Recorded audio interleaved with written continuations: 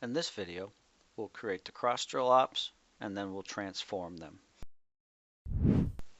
I'm going to run through these toolpaths fairly quickly as they are mostly a repeat of what we've already done.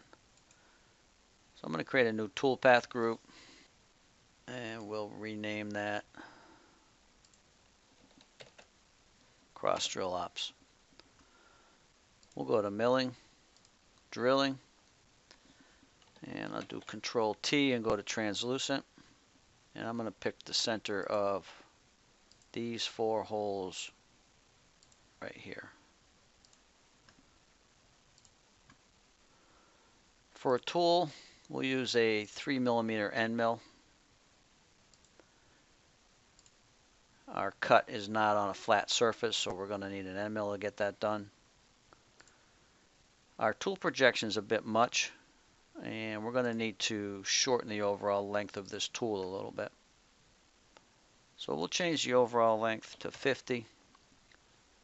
We'll change the cutting length to 35 and the shoulder length to 40. So now we can set our tool projection to 40, which is a little bit more reasonable.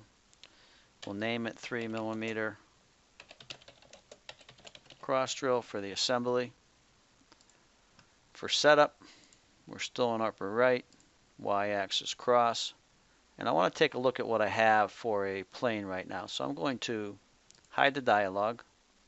You can see I picked these 4 holes right here, and our Z is pointing away, and we're not at our 2.904 degrees either. So we don't have the right plane selected.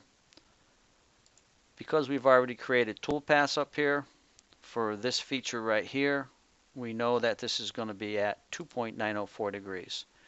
So just to verify that, I'm just going to take a quick look, and you can see that we are pointing up. We do have our 2.904 degree plane, so that should work well for us. For cut parameters, we'll just go with the defaults. For linking parameters, we want to cut through a little bit, so we'll go to -1. For our top of stock, we'll say incremental, and I'm just going to pick right here. We'll go back to solid. Just for a reference, I'll pick there. We got almost 5, so let's say 7 there. And for a retract value, let's come up here. Again, we're incremental. We've got 8, so I want to make that 10, just make that a little bit higher. So this should work good for us. Now we're going to copy this and paste it. And we'll go in and cancel our current geometry and select some new geometry. So we're just going to grab this hole right here. Same tool, same holder. For some reason it didn't take the name, so let's go ahead and we'll rename that 3mm cross drill. For setup, the setup is the same, but of course because we copied this, our plane is not pointing in the right direction. We need our Z to be pointing towards our tool over here.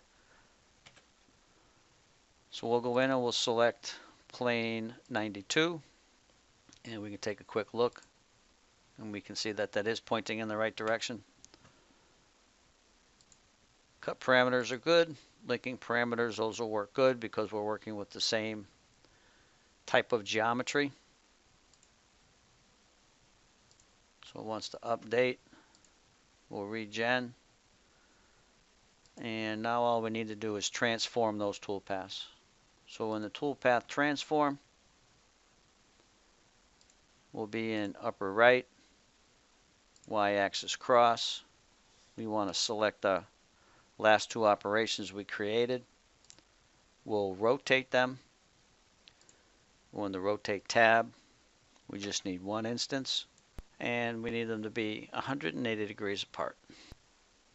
Let's backplot to take a quick look at these.